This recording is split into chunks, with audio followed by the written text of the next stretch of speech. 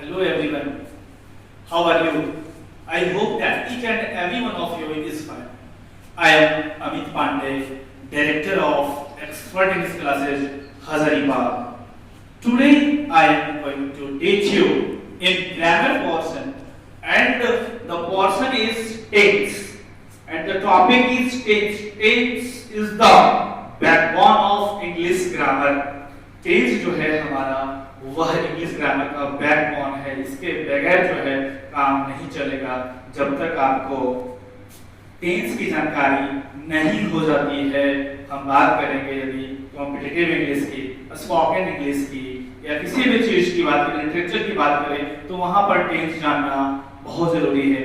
और आजकल जो है क्या है कि बहुत सारे बुक्स निकले हुए हैं जिसमें ऑथेंटिक इंफॉर्मेशन नहीं दी गई है, सही तरीके से नहीं बताया गया है, जिससे लोगों को जो है वह बहुत दिक्कत आती है। खास करके V1, V5, do, does, has, have, had, since, for, तो ये सब यदि आपको दिक्कत आती है तो खासकर आज ये वीडियो आप लोगों के लिए है।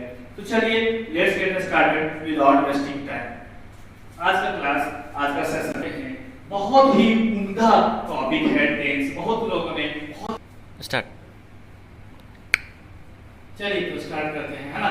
आज का जो है बहुत ही उम्दा सेशन है, बहुत लोगों की मांग के अनुसार। स्टूडेंट्स लोग खास करके यहाँ पर टेंस में फंस जाते हैं। देखिए मैंने वॉइस का वीडियो बनाया है, आप वॉइस देख सकते हैं, ठीक है। तो चलिए आज जो है वह टेंस स्टार्ट करते हैं। टेंस जो है क्या होता है, व्हाट इज टेंस? बहुत लोगों का मानना है टेंस का मतलब काल। काल का मतलब पढ़े ने काल आगे रख करके महाकाल हो जाएगा, इसलिए काल नहीं जानिए। तो इसको क्या जानिएगा, टेंस जो है ना वह है forms of verb. Forms of verb. Forms का मतलब होता है रूप, और ऑफ का मतलब होता है का, और वर्ब का मतलब होता है क्रिया। क्रिया मतलब काम, तो क्रिया के रूप, फॉर्म्स ऑफ वर्ब। अब हम बात करेंगे वर्ब के कितने फॉर्म्स हैं। तो there are 5 forms, V1, V2, V3, V4 and V5। For example यदि मैंने गो लिया तो गो की सेकंड फॉर्म हो जाएगी वेंट, थर्ड फॉर्म हो जाएगी गॉन, फोर्थ फॉर्म हो जाएगी गोइंग ing वाली, और फिफ्थ फॉर्म हो जाएगा गोज। जस्ट लाइक मैंने इट कर लिया, ईट की सेकंड फॉर्म एट हो जाएगी eat ate, eaten, eating and eats. V1, V2, V3, V4, V5, ठीक है। ये हमारा V1 है, V2, V3, V4 and V5। चलिए इसको हम डेफिनेशन में देख लेते हैं कि क्या कहता है डेफिनेशन। डेफिनेशन सेट करता है या नहीं, आइए हम उसको देखते हैं। तो the verb which changes according to time is called tense। देखिए the verb मतलब क्या होता है, क्रिया, verb नहीं, verb। the verb which का मतलब जो, चेंजेस का मतलब होता है बदलता है, बदलना, बदलता है। अकॉर्डिंग टू टाइम, अकॉर्डिंग का मतलब के अनुसार, अकॉर्डिंग टू टाइम मतलब समय के अनुसार, समय के अनुसार, समय के अनुसार जो बदले, बदलता है, उसको क्या कहते हैं, टेंस कहते हैं। जैसे यहाँ देखिए क्या था, गो किसमें बदला, वेंट किसमें बदल गया, गोन में, गोन किसमें बदला, गोइंग में, गोइंग किसे बदला, गोज में। तो यहाँ पर गो का मतलब क्या होता है, जाता है। तो जाता है मतलब ये प्रेजेंट इंडेफिनिट को शो कर रहा है। यहाँ V1 से V2 में बदला मतलब वेंट, तो गो में, गो से कहाँ बदल गया, वेंट, वेंट का मतलब गया। थर्ड फॉर्म बदल गई कौन, जा चुका है, ठीक है। गोइंग जा रहा है, कंटीन्यूअस को शो कर रहा है यहाँ पर, और ये है गोज है जाता है, इंडेफिनिट। फर्स्ट फॉर्म और फिफ्थ फॉर्म सेम होता है, बट यहाँ पे डिफरेंस है ना, सिंगुलर प्लूरल वर्ब में है यहाँ पर, है ना।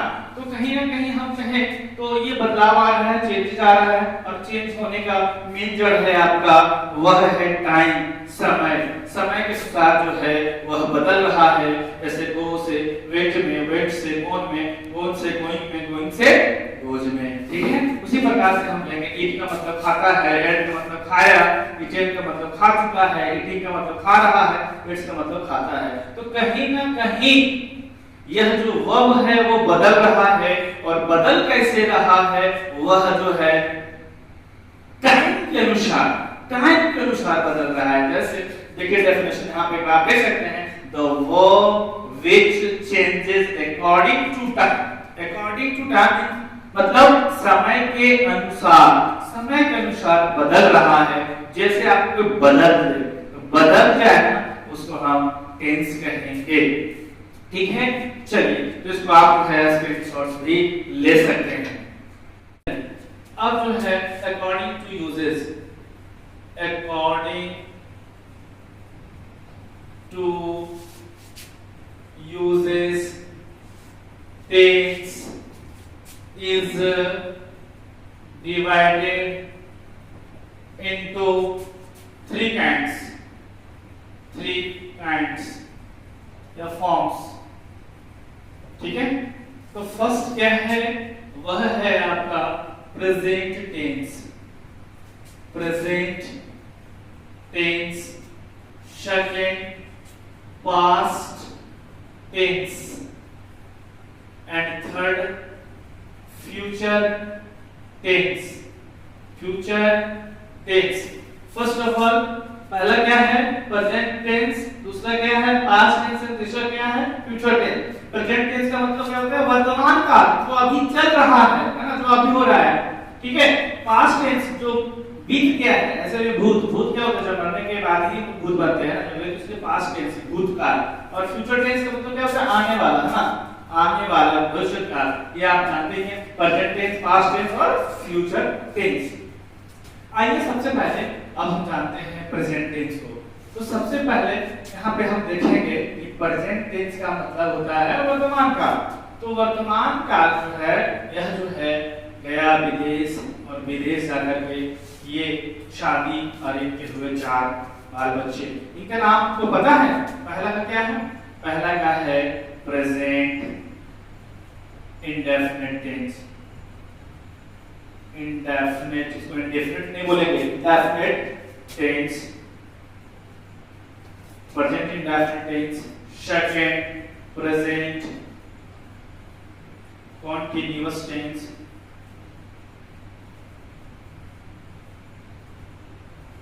तीसरा प्रेजेंट परफेक्ट टेंस।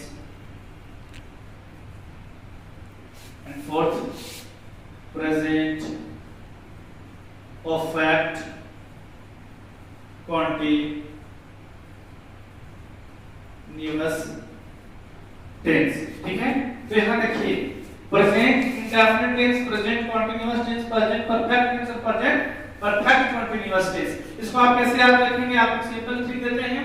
जैसे मान के चलिए कि जिस किसी व्यक्ति को इंग्लिश नहीं आती है, जिस किसी व्यक्ति को इंग्लिश नहीं आती है उसे इंडेफिनिट कहेंगे, जिस किसी व्यक्ति को इंग्लिश नहीं आते हैं उसे इंडेफिनिट कहेंगे, और उसे इंग्लिश जानने के लिए कंटीन्यूअस जो है मेरा क्लास करना पड़ेगा। इंग्लिश जानने के लिए कंटीन्यूअस मेरा क्लास करना पड़ेगा।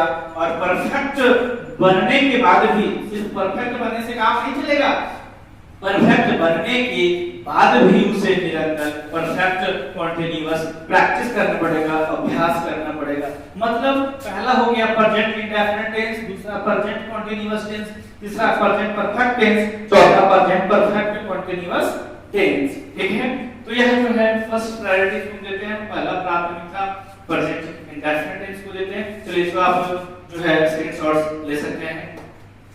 चलिए तो पहला देखते हैं हम लोग प्रेजेंट इंडेफिनिट टेंस। पहला क्या है प्रेजेंट इंडेफिनिट टेंस। इसको हम कैसे रिकॉग्नाइज करेंगे, कैसे पहचानेंगे, यह हमारा प्रेजेंट इंडेफिनिट टेंस का वाक्य है। तो देखिए यहाँ पर 2 चीज पहचानने का तरीका है। पहला तरीका आपका स्पोकन है और दूसरा कॉम्पिटिटिव है ना।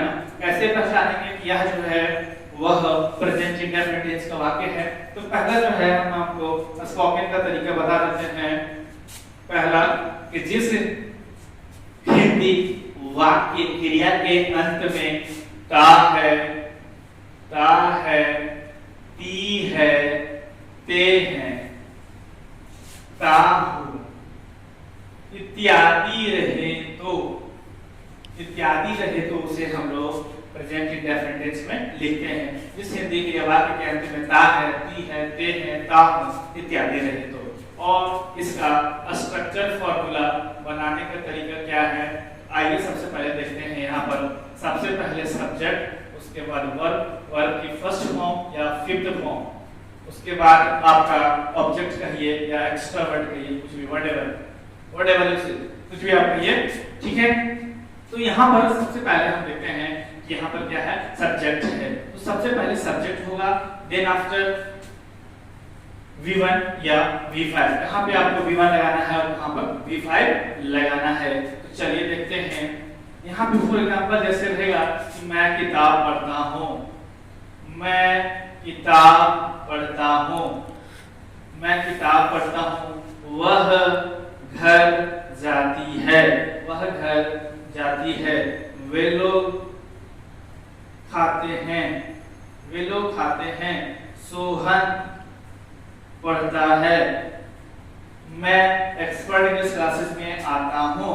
तो जिस हिंदी वाक्य क्रिया के अंत में ता है, ती है, ते है, ताहू इत्यादि रहे तो उसे हम प्रेजेंट इंडेफिनिट टेंस में लिखेंगे। और इसका बनाने का तरीका है, सबसे पहले सब्जेक्ट के बाद जो है V1 लगाएंगे या V5 लगाएंगे। तो यहाँ एक प्रश्न पूछ रहा है कि कहाँ पे सर हम V1 लगाएंगे और कहाँ पे V5 लगाएंगे। तो चलिए आज मैं आपके डॉट्स को जो है वह क्लियर कर देना चाहता हूँ, क्लियर कर दे रहा हूँ कि कहाँ पे आप V1 लगाएंगे और कहाँ पे V5 लगाएंगे। तो चलिए स्टार्ट करते हैं। ये रहा आपका ध्यान दीजिए, हसीना। क्या? हसीना। इसमें आप इस चीज को आपको नहीं भूलना है, किसको? हसीना को, है ना। अब बोलेंगे कि सर हसीना क्या है? तो हसीना का मतलब देखिए होता है ही, S for see, I for it, N for name, A for अनाउन। तो जहां हसीना रहे वहां पे आप लगा देंगे V5 और V5 जो है हमेशा S होगा अथवा ES होगा, है ना। तो ही का मतलब क्या होता है? वह पुल्लिंग के लिए, सी का मतलब वह स्त्रीलिंग के लिए, इट का मतलब होता है यह, नेम का मतलब नाम, कोई भी नाम चाहे लड़का का हो या तो लड़की का हो, आपको लगा देना है V5। और ये नाउन यहाँ पर सिंगल चीज को डिनोट करती है। तो जहाँ पे हसीना रहेगा वहां पर आप V5 लगाएंगे और जहां पर हसीना नहीं रहेगा वहां पे आप V1 लगाएंगे। तो चलिए ध्यान दीजिए, देखिए बनाते हैं हम लोग। ध्यान दीजिए इधर, ध्यान दीजिए। यहाँ मैं किताब पढ़ता हूँ, तो मैं का क्या होता है? आई। चलिए ये हो गया। अब उसके बाद यहाँ पर है V1 या V5, ये ऑब्लिक है, चाहे ये दोनों नहीं, ठीक है। तो देखिए हसीना में है क्या? आई नहीं है। बोलिएगा सर है, तो आई का मतलब यहाँ इट ना है, इट का मतलब यह नहीं हुआ है। तो यहाँ पे ये फॉलो नहीं कर रहा है, तो फॉलो क्या करेगा? V1। तो यहाँ पे देखिए V1 क्या है? पढ़ना। तो पढ़ना का क्या होता है? रीड। तो आई रीड। किताब पढ़ता हूँ तो अ बुक, ठीक है। किताबें रहता है यहाँ पे तो बुक्स हो जाता है, ठीक है। ये जो है यह जो है इसका बहुत चक्कर है, इसके बारे में हम आप लोग आगे नेक्स्ट वीडियो में नेक्स्ट क्लास बताएंगे, है ना, क्यों लगता है यहाँ पे। तो वह घर जाती है, वह जाती है मतलब जाहिर सी बात है ये गर्ल्स को डिनोट कर रहा है। तो सी, देखिए सी है हसीना में, हाँ बिल्कुल है। यहाँ देखिए है वह, तो क्या लगेगा? कौन सा वर्ड? V5 लगेगा। तो V5 जाना क्या होता है? गोज। तो सी गोज। देखिए टू लगाएंगे यहाँ पर तो आपको हाउस लगाना पड़ेगा, टू नहीं लगाएंगे तो होम लगाना पड़ेगा। तो सी, यदि आप टू लगा दिए तो यहाँ पर हाउस लगा दीजिए, और टू नहीं लगाएंगे तो होम, टू नहीं लगाएंगे तो होम, ठीक है। क्यों ऐसा हुआ? इसका चक्कर जो है हम आप लोगों को नेक्स्ट वीडियो में बता देंगे, ऐसी क्लास में जो है बताया नहीं है, ठीक है, क्यों लगा। यदि आप देखना चाहते हैं तो आप जो है नेक्स्ट वीडियो में देख लीजिए, इसका क्लियर कर देंगे हम, ठीक है, कॉम्पिटिटिव में। चलिए तो यहाँ पे देखिए वे लोग खाते हैं, वे लोग क्या होता है दे हसीना है नहीं है सर, तो क्या लगेगा सर, तो V1 लगेगा, तो लगा दीजिए ना, दे खाते हैं, दे ईट। सोहन पढ़ता है, सोहन, देखिए यहाँ पे सोहन क्या नाम है, हसीना में है, हाँ बिल्कुल है, नाम है, यहाँ पर बी क्या लगेगा, तो पढ़ता क्या हुआ, रीड, रीड की फॉर्म रीड्स, सोहन रीड्स, क्या आई। नेक्स्ट हम लोग नेगेटिव सेंटेंस को जानते हैं, है ना। नेगेटिव सेंटेंस का मतलब होता है नकारात्मक वाक्य। नेगेटिव सेंटेंस कैसे बनाएंगे, तो इसका स्ट्रक्चर फॉर्मूला हम देख लेते हैं, यह कैसे बनेगा। तो सबसे पहले आपका सब्जेक्ट रहेगा, सब्जेक्ट के बाद डू या डज, डू या does plus not plus V1, ठीक है। Subject plus do oblique does plus not plus V1। तो यहाँ भी बात आ रही है सेम कि सर हम कहाँ डू लगाएंगे, कहाँ डज लगाएंगे, तो घबराओ नहीं, आपके पास है, क्या है, हसीना। हसीना को आपके दिमाग में रखिए, इसको क्या है, तो हसीना, हसीना में क्या लगाना है, डज, और बाकी के साथ डू। वही हसीना सेम इसके पहले जो हम अभ्यास आपको बता चुके हैं, ए से विद नेम ए नाउन, तो इसके साथ जो डज, तो जैसे रहेगा कि मैं नहीं खाती हूँ, ठीक है, वह नहीं पढ़ती है, वे लोग नहीं जाते हैं। तो मैं नहीं खाती हूँ, तो आई हसीना में तो नहीं है, तो इसके लिए ईट ना होता है, तो आई डू नॉट ईट, ठीक है। वह नहीं पढ़ती है, तो वह नहीं पढ़ती है, सी है इसमें, हाँ है, सी के साथ क्या लगेगा, डज, तो she does not read, she does not read. वे लोग नहीं जाते हैं, वे लोग क्या होता है, दे है ऐसे ना, नहीं है, क्या लगेगा, do, they do not go, ठीक है। दैट्स सिंपल, बहुत सिंपल है, इसको आप इसको रखिएगा सीधा, तो क्लियर हो जाएगा ये चीज को आपको, है ना। तो हसीना को दिमाग में आपको रखना ही होगा, इसको रख लीजिए, इससे जो है बड़े बड़े आप इसमें में जो है आप इसे इस्तेमाल कर सकते हैं, बड़े बड़े सेंटेंस में इसका आप यूज कर सकते हैं। यह जो है बहुत ही उम्दा चीज है, ठीक है। तो चलिए आगे हम चलते हैं इंटरोगेटिव सेंटेंस।